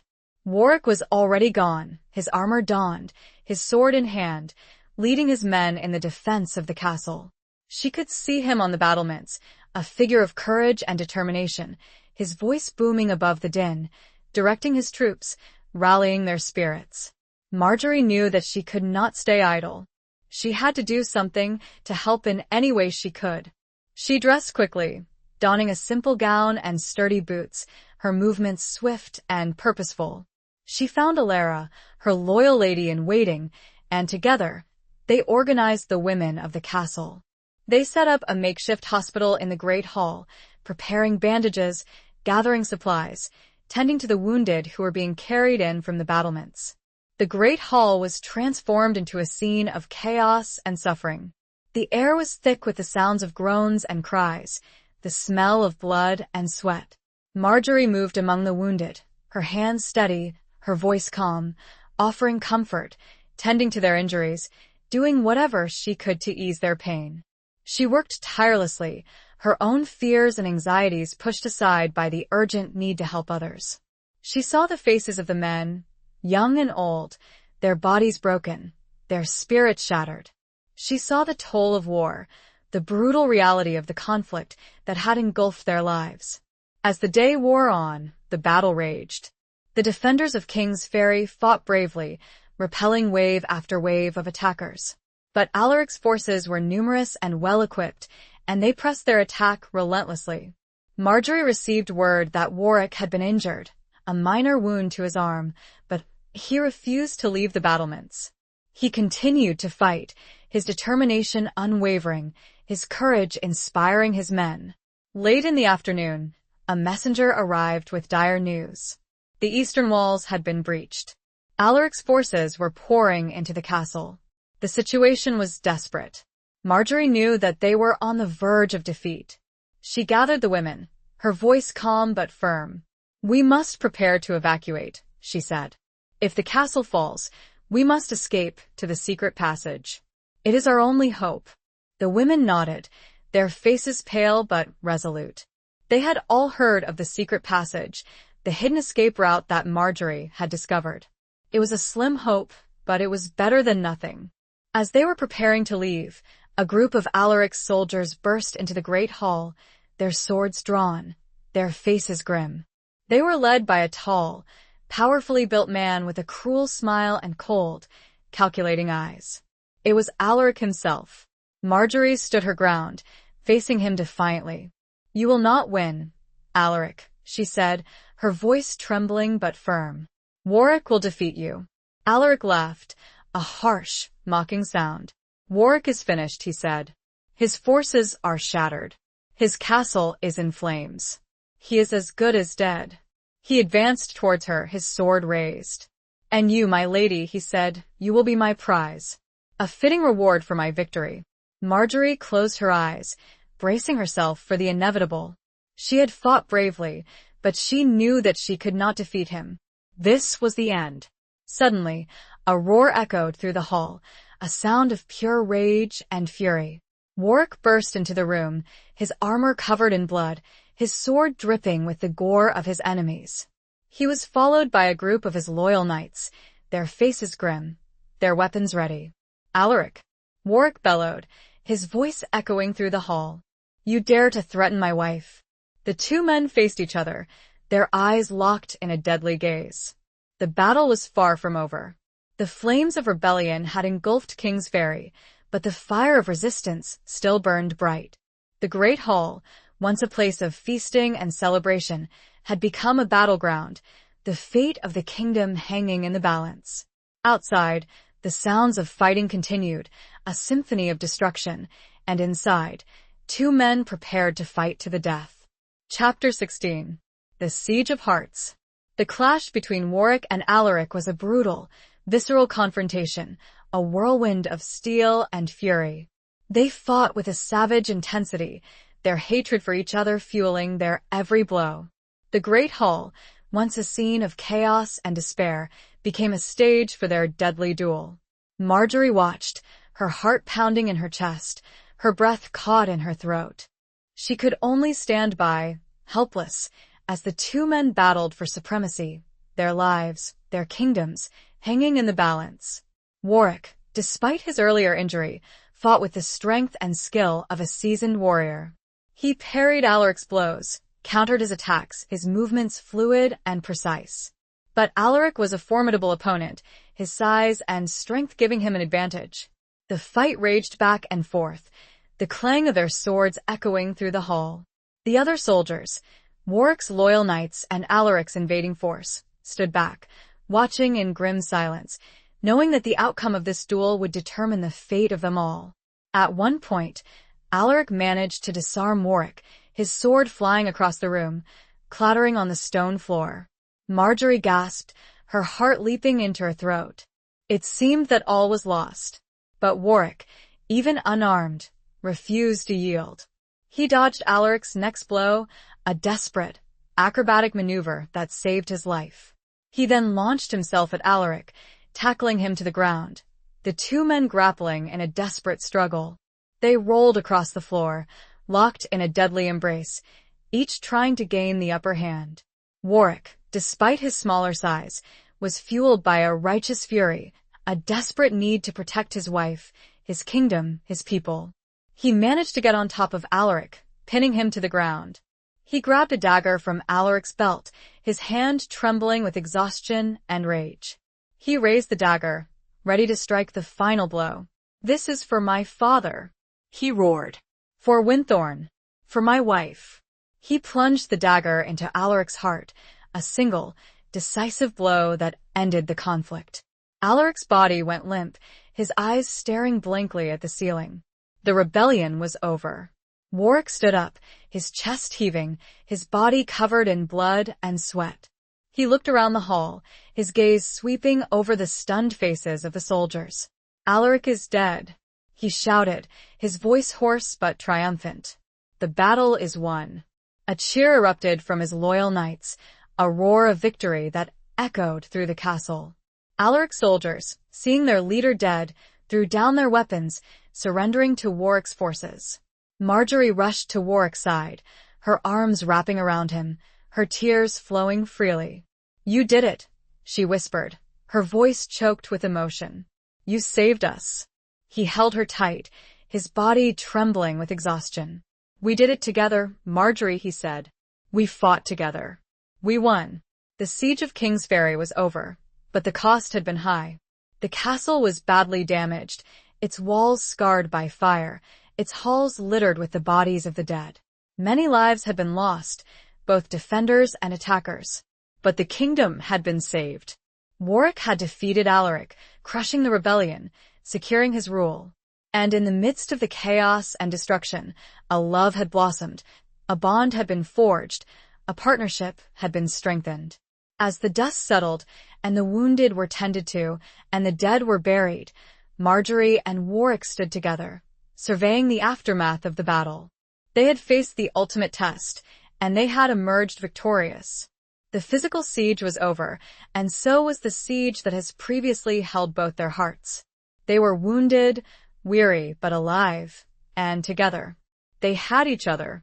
And that, Marjorie knew, was all that mattered. They had found love amid war, loyalty in the midst of deception, and trust where there was only fear. The future, while uncertain, was theirs to shape, a blank canvas upon which they could paint the new beginning. Chapter 17. In the enemy's embrace. The days following the battle were a blur of activity. The dead were buried with somber ceremony, the wounded tended to with tireless care. The castle, though scarred and battered, slowly began to return to life. Repairs were undertaken, supplies replenished, and the routines of daily life resumed, albeit with a newfound appreciation for peace. Marjorie played a crucial role in the recovery effort, her organizational skills and compassionate nature proving invaluable. She oversaw the distribution of food and supplies, ensured that the wounded received proper care, and offered comfort to those who had lost loved ones. She was a beacon of hope in the midst of despair, a symbol of resilience and strength. Warwick, too, was tireless in his efforts to restore order and stability. He dealt with the captured rebels, showing mercy to those who had been misled, but punishing those who had been directly responsible for the rebellion. He strengthened his alliances, reaffirmed his authority, and began the long process of rebuilding his kingdom. One evening, as they sat together in Warwick's study, overlooking the repaired eastern walls, Marjorie noticed a change in him. He was still weary, his eyes shadowed with exhaustion, but there was a new lightness in his demeanor, a sense of peace that had been absent before. You seem different, she said, her voice soft. He smiled, a genuine smile that reached his eyes. I am, he said. The battle, it changed me. It made me realize what is truly important. He reached out and took her hand, his fingers intertwining with hers. For so long, he said, I have been driven by duty, by responsibility, by the need to protect my kingdom. I have been a warrior, a ruler, a leader. But I have forgotten how to be a man. He paused, his gaze searching hers. You have reminded me, Marjorie, he said. You have shown me that there is more to life than war and politics. You have shown me the meaning of love, of companionship, of happiness. Tears welled up in Marjorie's eyes. She had seen the change in him, too. He was still a strong and capable leader, but he was also more vulnerable, more open, more human. I love you, Edmund, she said, her voice choked with emotion. I love you so much. He leaned closer, his breath warm on her face. And I love you, Marjorie, he said. More than words can say. He kissed her then, a passionate kiss that sealed their love, that promised a future filled with hope and happiness. It was a kiss that spoke of forgiveness, of healing, of a love that had blossomed in the most unlikely of circumstances. Sir Kean approached, breaking the mood. He looks at Marjorie, offering a respect he never had. My lord, my lady, the prisoners await your judgment. Warwick nodded. He and Marjorie made their way to the great hall. Among the captured soldiers, one figure stood out. A young woman, her clothes torn and dirty, her face streaked with grime, but her eyes defiant, unyielding. Marjorie recognized her immediately. It was Lady Annalise of Elmsworth, Warwick's former betrothed, the woman he had believed to be dead. A gasp escaped Marjorie's lips. Warwick stopped dead in his tracks, his face paling, his eyes widening in disbelief. Annalise? He whispered, his voice barely audible. The woman looked at him, her gaze unwavering. Yes, Edmund, she said. It is I. A wave of emotions washed over Marjorie. Shock, confusion, fear, jealousy. She had thought Annalise was dead, a ghost from Warwick's past. But here she was, alive and well, standing before them, a living, breathing threat to their newfound happiness. Warwick stepped forward, his voice trembling. But how? He asked. We were told you were dead, that you died of a fever. Annalise smiled, a cold, bitter smile. It was a lie, she said. A deception orchestrated by my father. He did not approve of our betrothal. He wanted me to marry Alaric, to strengthen his alliance with Northwood. She paused, her gaze shifting to Marjorie. He knew that you would never agree, she said to Warwick. So he faked my death and spirited me away. I've been a prisoner all these years, forced to live in hiding, waiting for the opportunity to escape. Warwick was stunned, his mind reeling from the revelation. He had mourned Annalise, had carried the guilt of her supposed death for years. And now, here she was, alive, a victim of her father's treachery. Marjorie felt a pang of sympathy for Annalise, for the suffering she had endured. But she also felt a surge of fear, of uncertainty. What would this mean for her marriage? For her future with Warwick? Warwick turned to Marjorie, his eyes filled with a mixture of emotions, confusion, guilt, love. Marjorie, he said, his voice hesitant. I don't know what to say. She looked at him, her heart aching. She knew that he was torn, that he still cared for Annalise, that he felt a responsibility to her. But she also knew that he loved her, that he had chosen her. She is your past, Edmund, she said, her voice soft but firm. I am your present, and your future. She was in the enemy's embrace once before, and that was her own husband.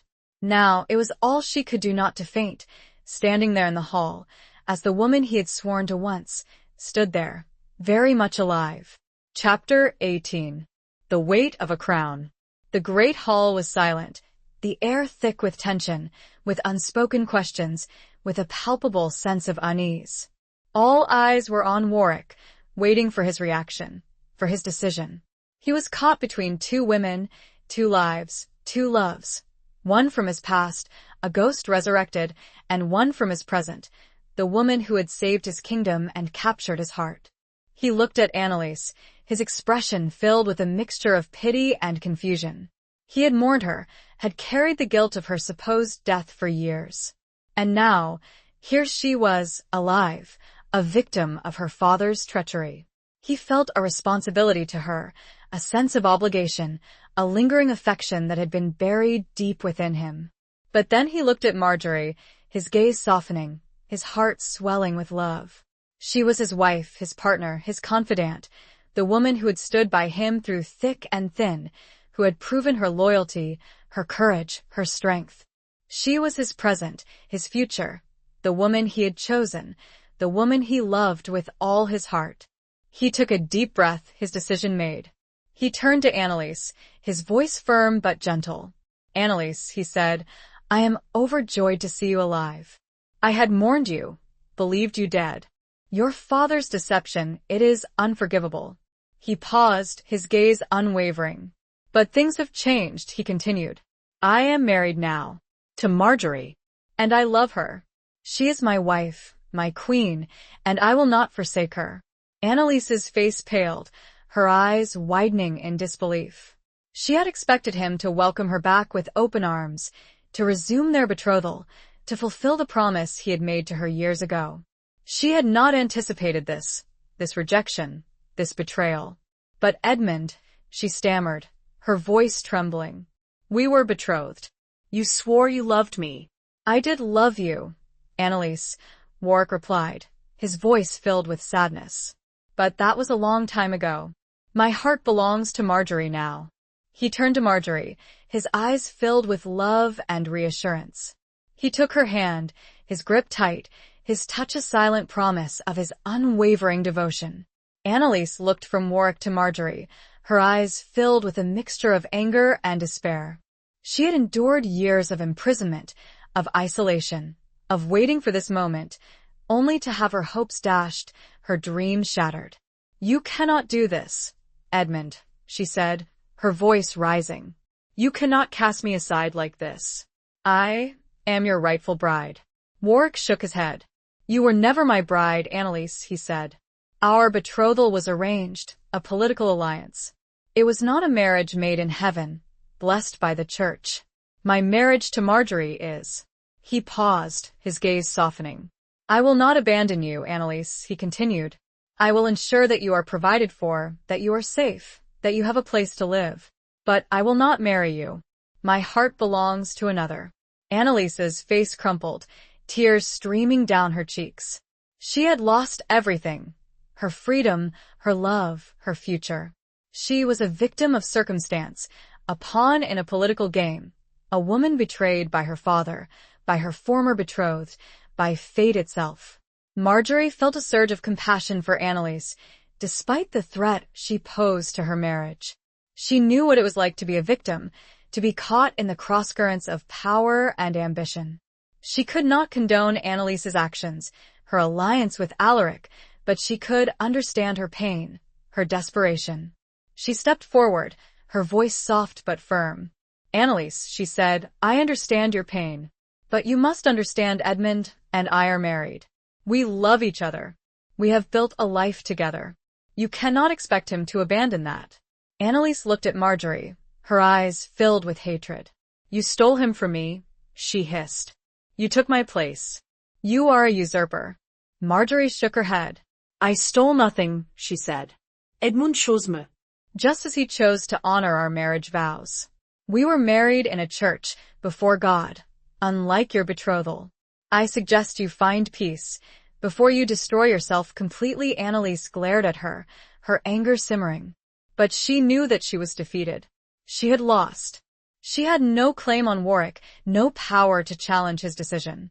She turned and fled the hall, her footsteps echoing on the stone floor, her sobs a mournful sound that lingered in the air. The weight of the crown, of the choices made and the lives affected, pressed heavily on Warwick's shoulders. He had chosen love, but the cost was another woman's shattered heart. Marjorie embraced him, offering silent comfort, knowing that the repercussions of this day would echo through their lives. The hall was silent once more, but the tension remained, a reminder of the fragility of peace, the ever-present threat of betrayal, the enduring power of love and loyalty. Chapter 19. A Dawn of Reckoning. The aftermath of Annalise's reappearance was a period of quiet reflection and readjustment. Warwick, though resolute in his decision, was visibly affected by the encounter, the ghost of his past love casting a long shadow. Marjorie, too, was shaken, the fragility of their newfound happiness exposed, the reminder of the ever-present complexities of their lives weighing heavily on her. Annalise was given chambers in a separate wing of the castle, a comfortable but isolated existence. Warwick made sure she was provided for, but he kept his distance, his heart firmly committed to Marjorie. Annalise, for her part, remained bitter and resentful, her presence a constant reminder of the past, a potential source of future conflict. Marjorie, despite her initial anxieties, handled the situation with grace and maturity. She understood Warwick's sense of obligation to Annalise, his desire to ensure her well-being, but she also made it clear that she would not tolerate any threat to their marriage. One evening, as they sat together in their private chambers, Marjorie broached the subject, her voice soft but firm. "Edmund," she said, "we need to talk about Annalise." Warwick sighed, running a hand through his hair. "I know," he said. "It is a difficult situation." "She is still in love with you," Marjorie said. "She believes you belong with her." Warwick nodded. "I know. "But I have made my choice. I am your husband. I love you. But she will not give up easily," Marjorie said. "She is resentful. She blames me." Warwick took her hand, his grip tight. "She has no right to blame you," he said. "You have done nothing wrong. You are my wife, my queen, and I will protect you." "But how?" Marjorie asked.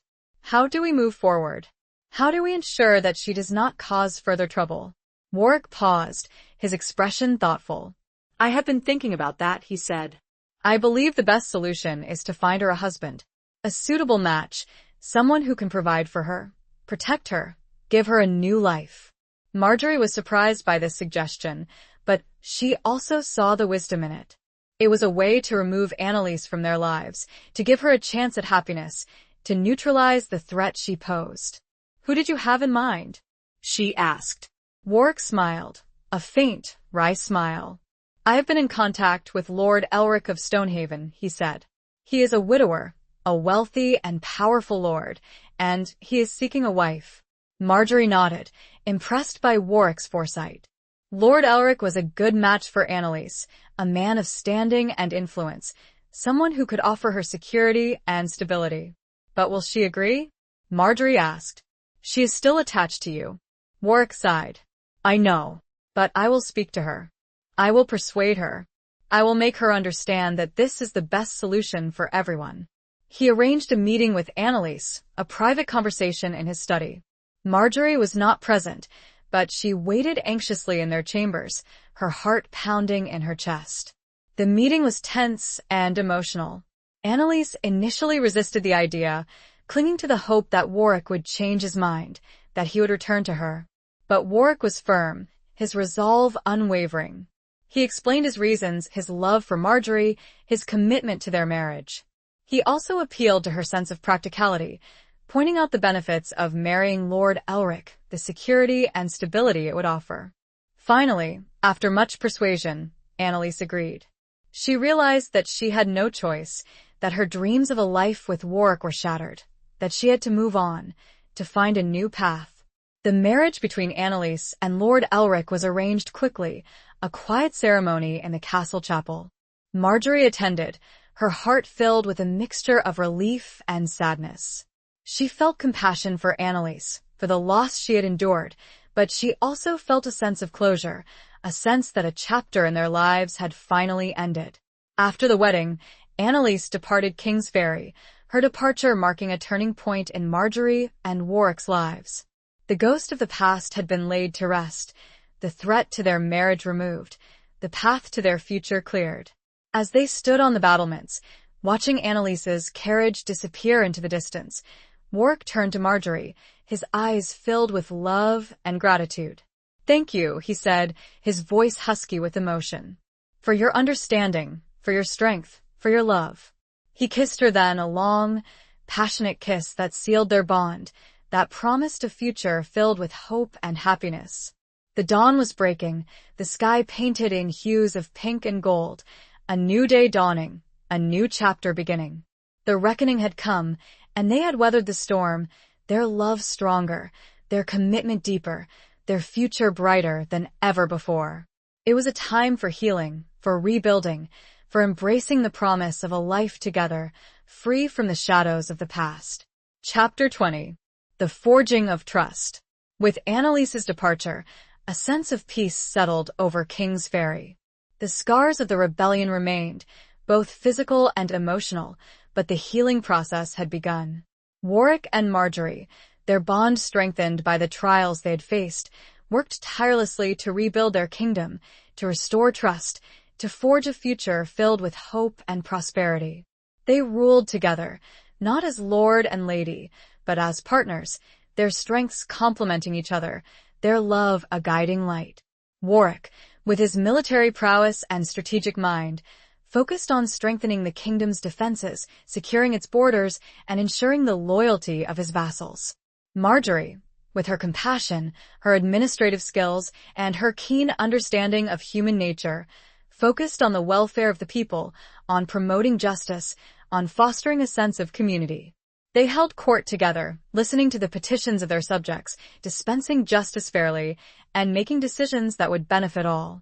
They traveled throughout the kingdom, visiting villages and towns, meeting with the people, listening to their concerns, and offering their support. They were loved and respected by their subjects, seen as wise and just rulers, a beacon of hope in a turbulent world. One evening, as they sat together in their private chambers, overlooking the moonlit sea, Marjorie reflected on the journey they had taken, the transformation they had undergone. "Do you remember," she said, her voice soft, "when we first met? When you lifted my veil in the chapel?" Warwick smiled, a warm, loving smile that reached his eyes. "I remember," he said. "You looked at me with such fear, such distrust." "I expected a monster," she admitted. "I had heard so many stories about you, about your ruthlessness, your cruelty. And he said, "I expected a spoiled, pampered noblewoman, a pawn in a political game. But we were both wrong," she said. "We were both more than we seemed." He reached out and took her hand, his fingers intertwining with hers. "We found each other," he said. "In the midst of war and chaos, we found love. We found trust. We found home." Tears welled up in Marjorie's eyes, tears of joy, of gratitude, of a love that had blossomed in the most unlikely of circumstances. "I never thought I would be happy again," she said, her voice choked with emotion. "After losing my father, my brother, after being forced into a marriage with my enemy, I thought my life was over." "But it wasn't," he said. "It was just beginning. Our life together, it is a new beginning, for both of us." He leaned closer, his breath warm on her face. "I love you, Marjorie," he said. "More than words can say.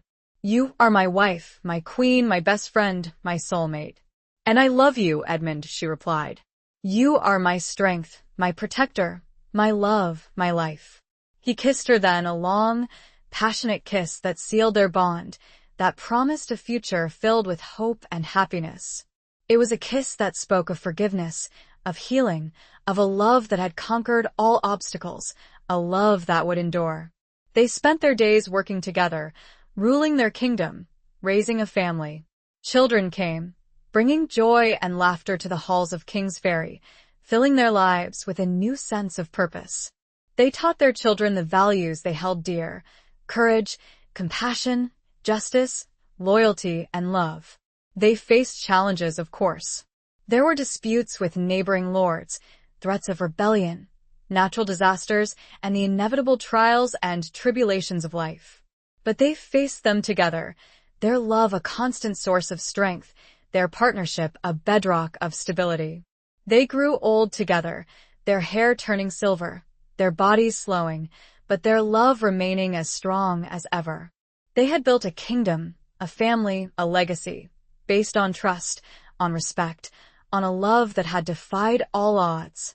As they sat on the battlements one evening, watching the sun set over the sea, their hands clasped together, their hearts filled with gratitude.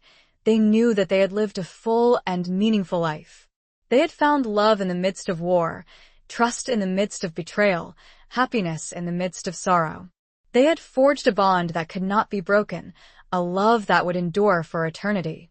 The forging of their trust, their love, was complete.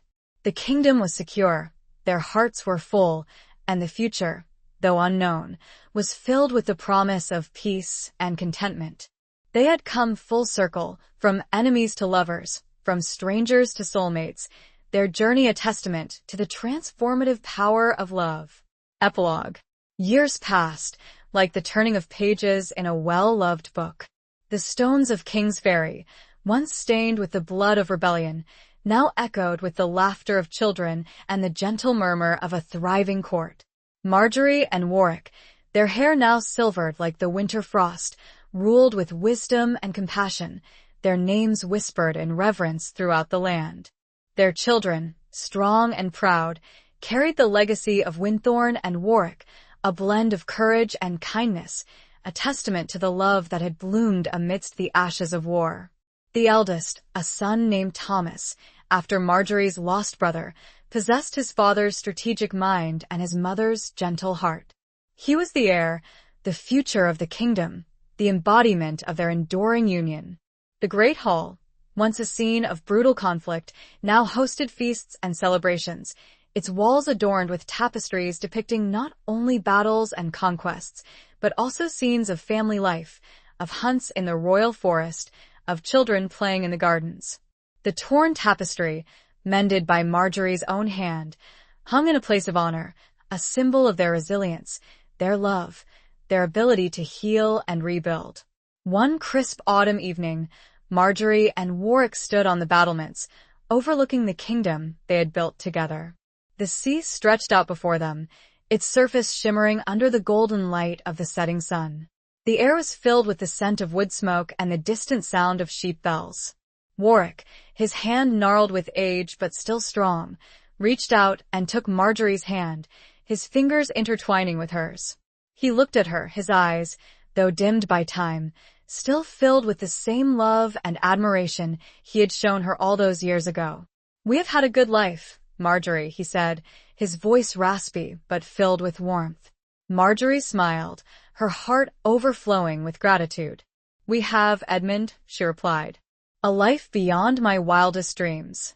They stood there in silence for a long time, their hands clasped together, their hearts content. They had faced so much together, overcome so many obstacles, and their love had only grown stronger with each passing year. As the sun dipped below the horizon, painting the sky in hues of orange and purple, Marjorie felt a sense of peace, a sense of completion. She had found love in the most unlikely of places, in the arms of her enemy, and that love had transformed her, had healed her, had given her a life filled with purpose and meaning. She leaned her head against Warwick's shoulder, her silver hair brushing against his cheek. She felt his warmth, his strength, his unwavering love, and she knew that she was home. The wind whispered through the battlements, carrying the sounds of the kingdom, the echoes of the past, the promise of the future.